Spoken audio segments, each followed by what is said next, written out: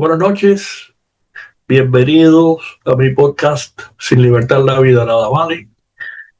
Yo soy Diego Trinidad y esta noche vamos a continuar con el programa de historia de la invasión de Bahía de Cochino. Y vamos a rápidamente conectar con donde lo dejamos, pero en realidad vamos a recopilar los planes.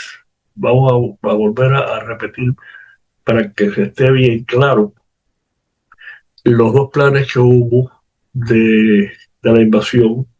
El original, que se llamó de Trinidad, y que se descartó cuando el presidente Kennedy tomó posesión, y el que resultó, que se le llamó Zapata, que fue por Bahía de Cochino. El plan de Trinidad fue evolucionando a través de los tiempos, los meses, desde que el presidente Eisenhower, el 17 de marzo del 60, le ordenó a la CIA que empezara a preparar un plan para derrotar al régimen de Fidel Castro revolucionario. Pero al principio lo que se contempló fue simplemente infiltraciones de grupos tan pequeños como de 50 hombres por esa área, porque se pensaba cuando aquello, yo no estoy tan seguro de eso, pero se pensaba cuando aquello que la ciudad de Trinidad, que tenía aproximadamente 20.000 habitantes, con lo que era una ciudad anticastrista. Repito, yo tengo mis dudas, pero de todas maneras, por ahí empezó. Fue evolucionando, porque desde el principio también se contemplaba un levantamiento popular contra el régimen de Fidel Castro. Pero a través de los meses, la CIA se dio cuenta o decidió que eso no iba a suceder. No importaba cómo fuera, si fuera infiltraciones de más o menos hombres, simplemente el apoyo popular que había todavía en Cuba al régimen revolucionario de Fidel Castro era simplemente demasiado alto para poderlo cambiar. No iba a haber ningún levantamiento. De todas maneras, eso siempre estuvo contemplado en todos los planes, incluyendo después que el presidente Kennedy tomó posesión, siempre se le trató de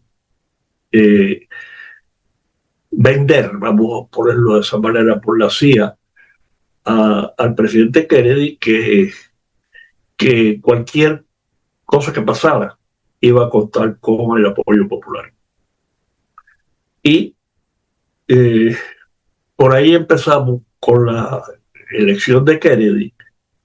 Todo cambia, porque Kennedy desde el principio nunca estuvo detrás del plan, de ningún plan. Kennedy simplemente no quería hacer nada en Cuba. Esa es la verdad, esa es la realidad. Pero estaba atrapado por sus propias palabras durante la campaña, en la que usó a Cuba como un tema para ganarle la elección a Nixon, lo cual logró.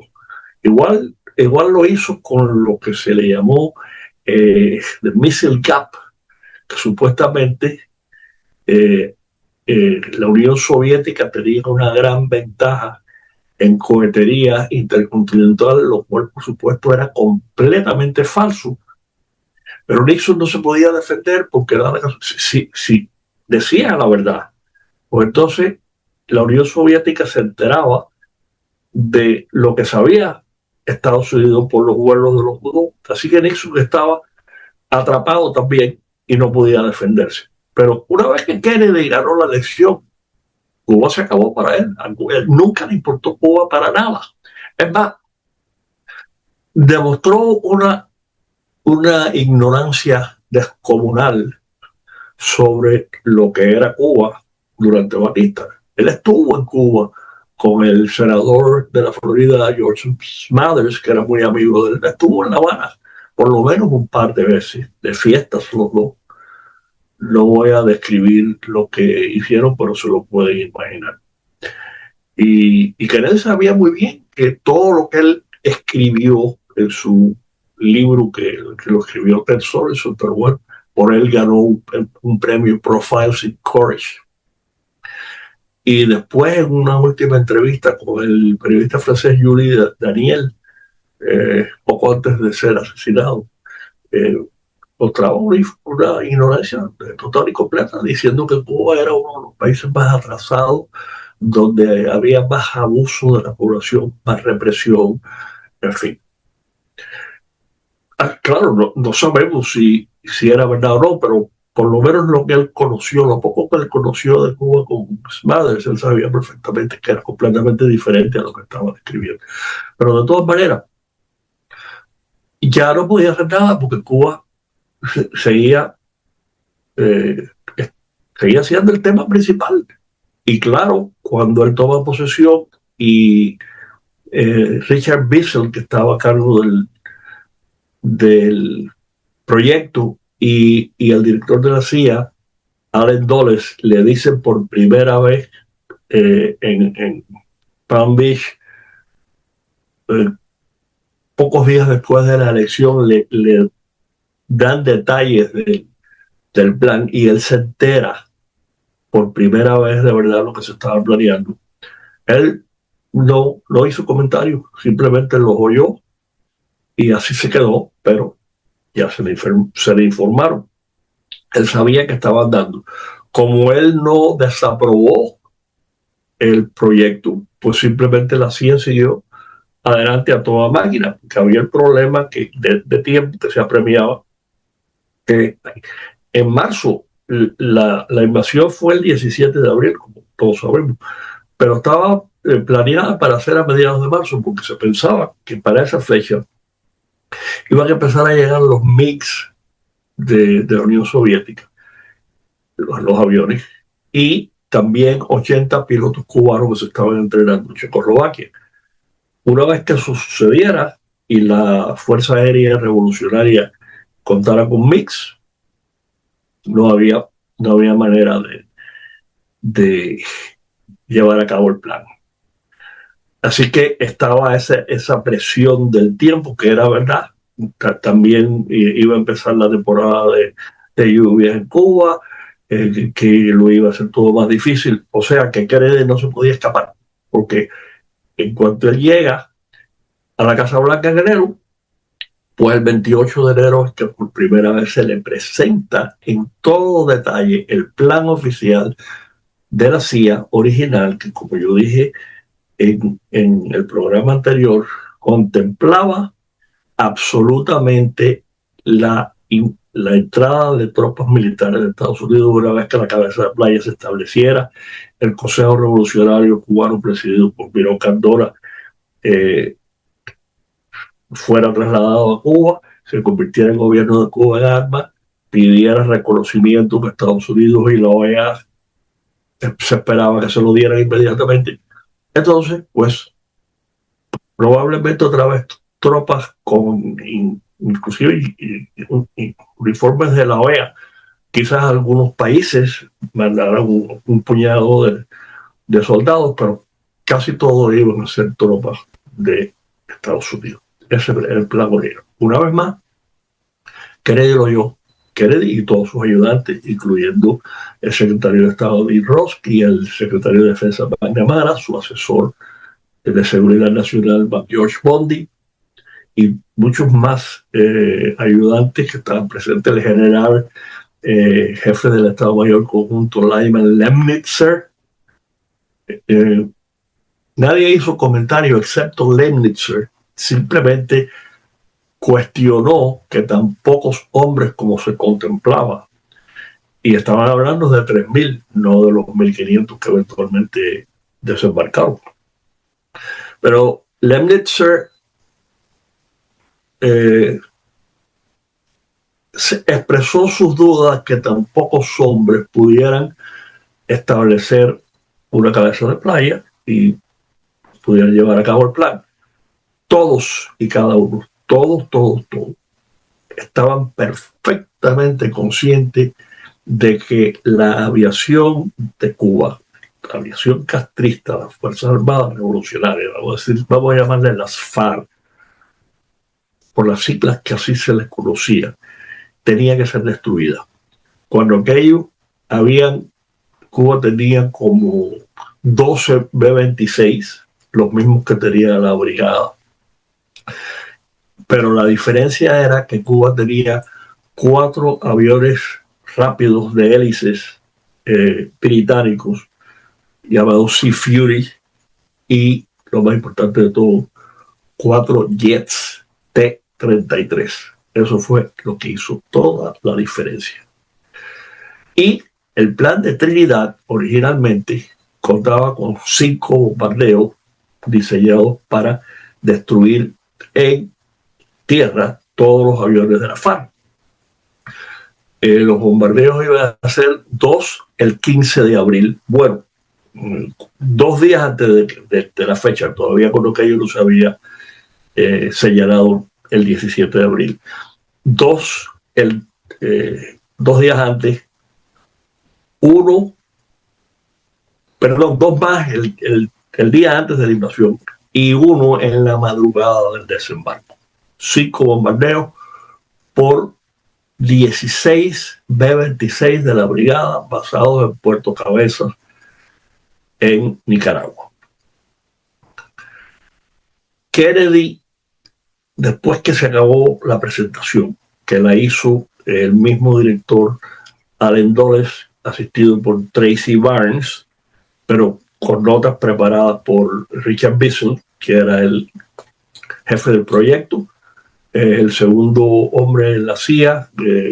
Técnicamente su cargo era director de planes, pero de hecho director de actividades del gobierno.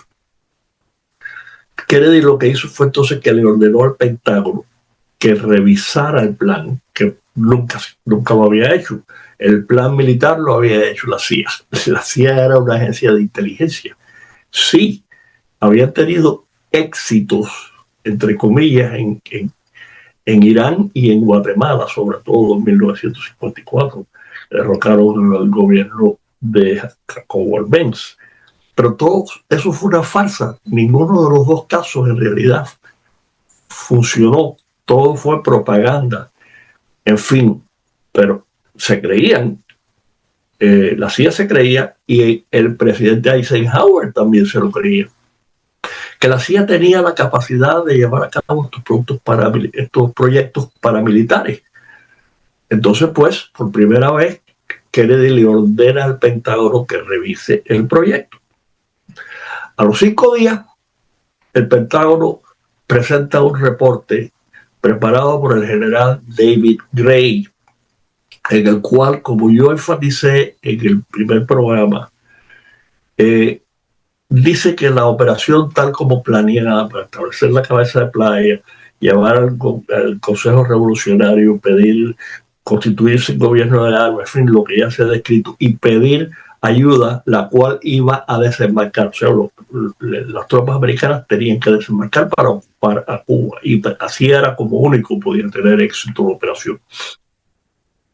Pero se le insertó la palabra en inglés fair, que, como yo les expliqué, tiene varias traducciones, pero prácticamente todos asumieron que fair quería decir por lo menos una probabilidad regular de éxito. Después del fracaso, el general Gray dijo que en primer lugar la palabra fair se había metido en el reporte a última hora porque el general Lemnitzer quiso que se pusiera. Quizás para darle un poco más de credibilidad, porque Gray, según Gray, que fue el que preparó el reporte, lo que él quiso decir con fair era máximo un 30% de probabilidades de éxito. Como yo les expliqué en el programa anterior, eso no podía ser una operación de tal envergadura para derrocar a un gobierno enemigo con tan pocas tropas. Si las probabilidades de éxito, aún con las tropas americanas, eran del 30%, pues obviamente era una locura aprobarlo. Pero entonces lo que hizo Kennedy fue que, teniendo la oportunidad ahí mismo, cuando le presentan ese reporte, él simplemente podía haber cancelado la operación, que es lo que debió hacer. Nunca debió aprobar una operación en la que nunca creyó y cada cual no estaba dispuesto a apoyarla. Porque no hay evidencia en ningún lado de cuándo él decidió que de ninguna manera iba a haber intervención americana. Pero tiene que haber sido casi inmediatamente. Y como yo expliqué, no hay récord de esa reunión del 28 de enero, porque no había sistema de grabaciones todavía. Y todo lo que pasó ahí se eliminó. Lo único que hay es la intervención de Lemnitzer cuestionando la posibilidad de que tampoco tropas pudieran ganar. Pero después que le presentan el plan, ya con todo detalle, Kennedy entonces decide que no. Ese plan no va, porque lo consideraba muy aparatoso, muy ruidoso y de ninguna manera quería que fuera en la operación fuera por Casilda y Trinidad, y mucho menos de día. Entonces le pide a la CIA que le presente un nuevo plan con otro lugar de desembarco, lo cual le hicieron en 3 días. Y decidieron, los dirigentes y los planeadores de la CIA decidieron que el único otro lugar posible era por Bahía de Cochino, y por eso se le llamó la Operación Zapata, por la Sierra de Zapata que está alrededor de Bahía de Cochino. Ese plan, que siempre fue criticado por la enorme mayoría de todos los que escribieron sobre el tema, sobre todo comparado con el de Trinidad, que tenía la ventaja del puerto de Casilda, que habían playas. La única desventaja que tenía la operación de Trinidad es que la pista de aterrizaje que estaba cerca era muy corta, pero se previó de entrada que una vez que desembarcara la brigada, iba rápidamente a poder extender la pista, y eso no iba a haber problema para que los aviones B-26 se establecieran ahí. Por supuesto, una vez más recuerden, para que los B-26 se establecieran en Cuba, por donde fuera que fuera, ya fuera en Trinidad o en Bahía de Cochino, tenía que haber sido destruida la FARC, las Fuerzas Aéreas Revolucionarias. La operación Zapata, al revés, tenía una pista de aterrizaje mucho más larga. Y aunque estaba en un lugar más inconveniente, de acuerdo con la enorme mayoría de todos, pero sin embargo no era tan malo el plan. Simplemente porque estaba, Bahía de Cochino estaba mucho más lejos, mucho más apartado de todo, ahí no vivía nadie, estaban empezando a construir un centro de turismo allí, pero lo que había era un puñado de casas nada más, con un grupo de milicianos y la gente que estaba trabajando en el proyecto. Estaba lejos de todo, nada más que había una carretera desde el final de la bahía de Cochino que iba al central Australia. Había otra carretera un poco más al este, lo que se le llamó la playa Girón en sí, que esa iba hacia el central otro Hawái. Pero si el plan se hubiera implementado como se proyectaba, la carretera esa podía ser fácilmente defendida porque tenía la sierra a un lado y al otro. Y si los paracaidistas que estaban, que estaba planeado que controlaran esa carretera de acceso, lo podían lograr, lo cual hicieron. Y sobre todo si los B-26 de la brigada se podían basar en Bahía de Cochino, ya fuera en Playa Girón o en Playa Larga un poco más al este, pues entonces la carretera podía ser controlada y podía fácilmente pasar lo que en verdad pasó la única vez cuando al principio venían las tropas de de castristas el mismo 17 de abril.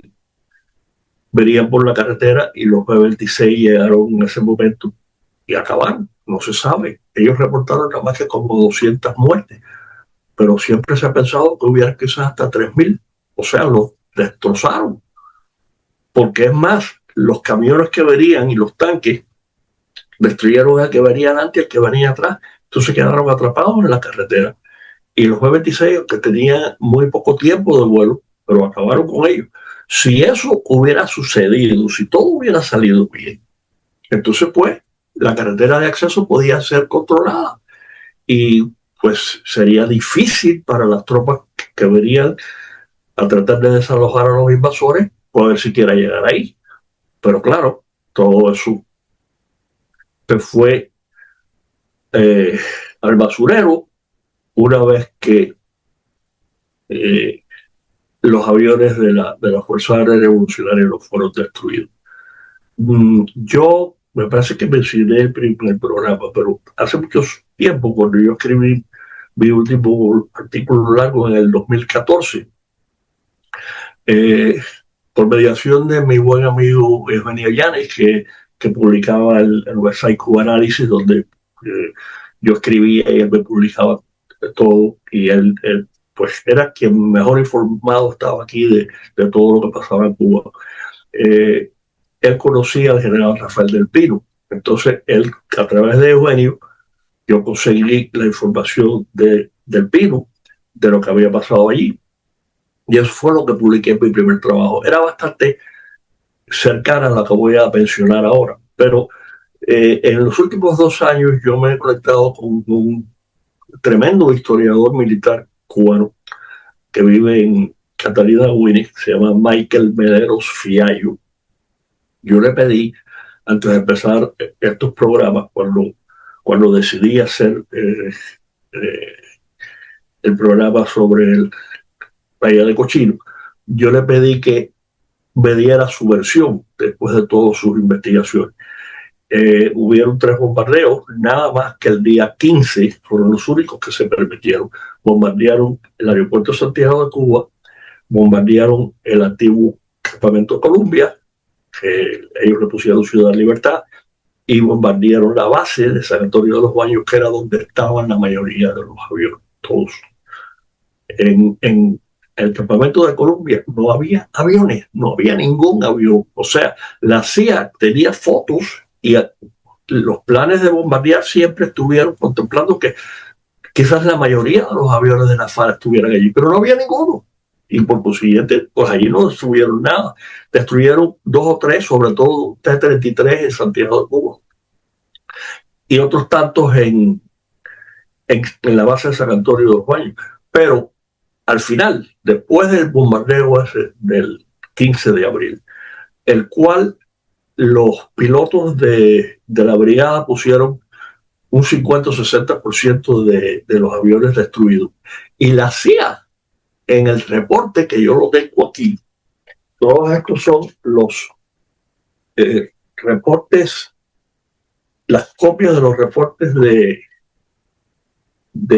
Departamento de Estado, y aquí está el plan original, que no se ve bien aquí, pero después lo pondremos en pantalla, que es el documento número 27 del volumen 10 de los documentos de Foreign Relations of the United States, FRUS, para abreviarlo, FRUS, volumen 10, documento 27. Ahí está todo. Entonces, pues, el informe que me dio Michael Mederos es que quedaron 5 B-26, 4 Sea Furies y lo más importante de todo, 4 T-33 que eran jets. Y eso fue lo que devastó a los barcos, porque hundieron 2 esa misma mañana del desembarco del 17 y, por supuesto, acabaron con los B-26 de la brigada. Nunca se pudo establecer si la cabeza de playa, que duró 2 días malamente, pero nunca se pudieron trasladar los aviones allí, los B-26 de la brigada, porque el barco, el Río Escondido, donde estaba toda la gasolina que se necesitaba para abastecer a los B-26 de la brigada, pues los cohetes de 33 esa mañana lo destruyeron y lo hundieron. Así que, como no se pudo destruir la aviación y eso era todo, pues naturalmente todo lo demás fracasó. Pero Kennedy, una vez más, los memorándums, sobre todo, que existen desde enero hasta abril de 1961 entre el asesor de seguridad nacional, George Botti, y el presidente Kennedy, demuestra la oposición completa de Kennedy al plan en todo momento.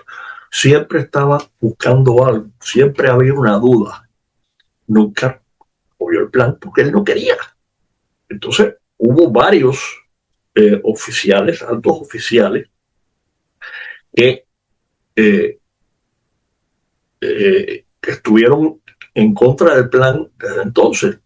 Dos de los principales fueron el senador William Fulbright de Arkansas, que era el expresidente del Comité de Relaciones Externas del Senado, el escritor y asesor de Kennedy, Schlesinger, que luego escribió un libro,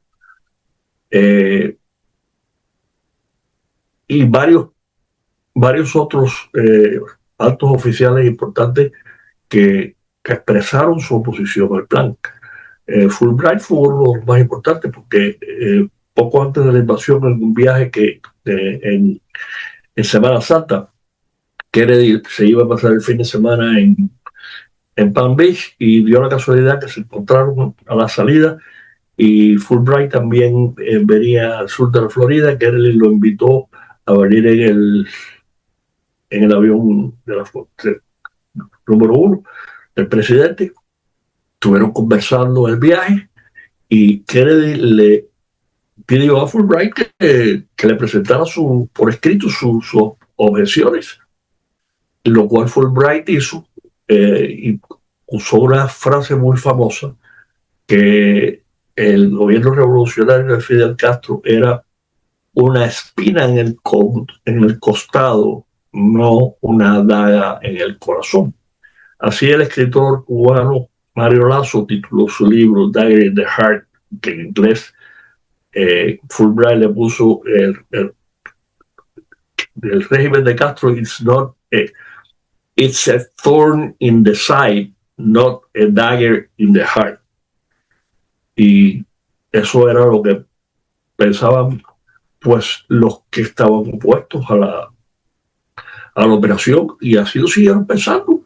Es más, se alegraron del fracaso de la invasión, porque inclusive preferían que hubiera fracasado a que hubiera ganado, porque pensaban que si eso hubiera ganado, hubiera sido todavía peor, hubiera sido un desastre, porque hubiera perjudicado las relaciones de Estados Unidos en el mundo, aquí en el hemisferio, con la alianza para el progreso.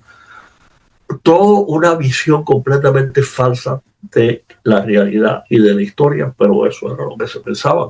Pero una vez más, Kennedy tenía todo tipo de razones para cancelar la operación, que es lo que siempre debió hacer. ¿Por qué no lo hizo? Porque empezaron la misma CIA empezaron a decirle que definitivamente tenemos que ir a un tercer programa, porque ni remotamente ya nos falta poco y no hemos cubierto nada. Pero pues se pensó que no iban a poder hacer lo que querían hacer, y le empezaron a decir que si cancelaban la operación y si los cubanos que se estaban entrenando en Guatemala se sacaban de ahí, que eso iba a causar un problema tremendo. ¿Qué problema tremendo? si hubieran llegado aquí a Miami, que era donde vivía casi toda la familia, y hubieran empezado a decir que los embarcaron, que los traicionaron. De todas maneras lo dijeron después cuando fracasó. Pero la administración de Kennedy, que estaba obsesionada con la opinión pública, simplemente consideró que no, que eso no podía ser de ninguna manera porque iba a causar más problemas desbandar eso que permitir que la operación se realizara. Que como dijo Kennedy muy despectivamente, si eso es lo que ellos quieren, ir a Cuba, pues vamos a tirarlos ahí como si fuera basura. Entonces, uno de los escritores muy conocidos que vamos a citar, el reportero investigativo Seymour Hersh del New York Times, que tiene varios libros escritos, pero este libro específicamente que se llama The Dark Side of Camelot, el lado oscuro de Camelot. Hersh cita en su libro que Kennedy tenía planeado una reunión con Khrushchev, la cual se llevó a cabo en junio del 61, un par de meses después del fracaso de la invasión, pero ya se había planeado antes de hacerlo. Entonces pensaban que si la invasión tenía éxito, sobre todo si los bombardeos se hubieran llevado a cabo, que eso iba a estropear la reunión futura con Khrushchev. Oigan ustedes el razonamiento estrambólico. Y entonces, pues, Kennedy prefirió cancelar los bombardeos y arriesgarse que la operación fracasara a que se estropeara la reunión con Khrushchev, porque él lo que quería era mejorar las relaciones con la Unión Soviética. Y así fue. Eso, de acuerdo con Seymour Hersh, fue lo que pasó. Yo hubiera querido en este programa, y lo tenemos que empezar en el próximo, hablarles a ustedes de los problemas de salud del presidente Kennedy, que son impresionantes, para que ustedes tengan idea de lo que padecía, de las varias enfermedades que padecía y de las medicinas que tomaba diariamente, que eran como 20, incluyendo inyecciones de anfetamina. Y con eso vamos a empezar el próximo programa, que lo vamos a hacer para terminar ya con la invasión. Lo vamos a hacer de historia otra vez. De todas maneras, en realidad, seguimos en lo mismo con Irán, nada pasa. Supuestamente sigue la política de estrangulamiento por el estrecho de Hormuz, pero es muy posible que de aquí al próximo programa se anuden los bombardeos. Y eso lo mencionaremos de paso, si es que sucede, porque esa situación está estancada y está afectando la opinión pública. Así que una vez más les doy las gracias, como siempre, por estar con nosotros y les pido que sigan hablando del programa a todos sus amigos, familiares, etc. Sin libertad la vida nada vale, los martes y los jueves a las 8 de la noche en YouTube y Rumble. Y con esto nos despedimos. Muy buenas noches.